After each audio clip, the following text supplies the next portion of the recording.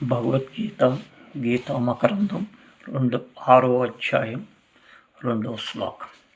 యం సన్యాసమితి ప్రాహుర్యోగ్యం త్వం విద్ధి పాండవ నా హ్యసన్నస్త సంకల్పో యోగి భవతి కచ్చన.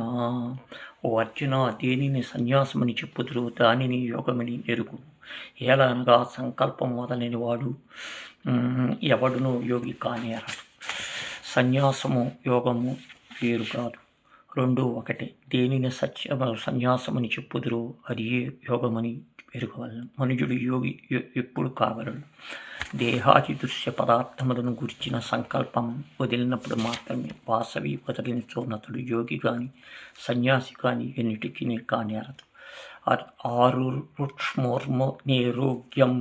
కర్మకారణం ముచ్యతే యోగారూఢ్యస్య తసైవ శమం కారణం ముచ్యతే.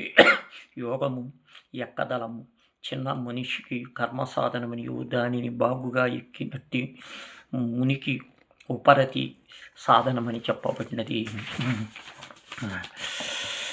యదా హినేంద్రియారేష్ సకర్మస్వనుషుజ్ఞత సర్వసంకల్ప సన్యాసి యోగారూఢస్తద్యోచ్యతే. ఎప్పుడు శబ్దాది విషయములందును కర్మములందును ఆసక్తి నుండును సమస్త సంకల్పమును విడిచిపెట్టినచో అప్పుడు మనుజుడు యోగారూఢుడని చెప్పబడును. యోగారూఢి లక్షణములు ఇవి: ఇంద్రియార్థములకు శబ్దస్పర్శాది విషయములందు ఆసక్తి లేకుండుట, కర్మల యందు ఆసక్తి కాకుండుట, సమస్త కల్పములను త్యజించి అంతమాత్రం స్థితి కలిగి ఉంచుట. ఉద్ధారేదాత్మానం నాత్మా సమవాస సాధయేత్ ఆత్మనయి హత్మతో బంధురాత్మైత త్రిపురాత్మసా.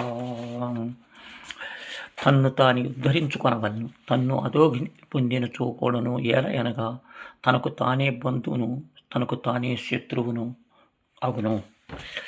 సంసారమును జీవుని ఉద్ధరించగలవారెవరు? తన్ను తాను ఉద్ధరించుకొనవలను. తన్ను అధోగతి పొందరాదు. మనోజ్ఞునకు బంధునేత్రులు ఎవరు? తనకి తానే బంధువు, తనకు తానే శత్రువు. బంధురాత్మస్య యనాత్మనాత్మైచిత అనాత్మశత్రువే వర్తితాత్మనై శత్రువున్. ఎవరు తన మనస్సుకు తాను జయించుకున్నో అట్టి జయించినచో మనస్సు తనకు బంధువులకు జయించినచో అది ఏ శత్రువు ఉండును.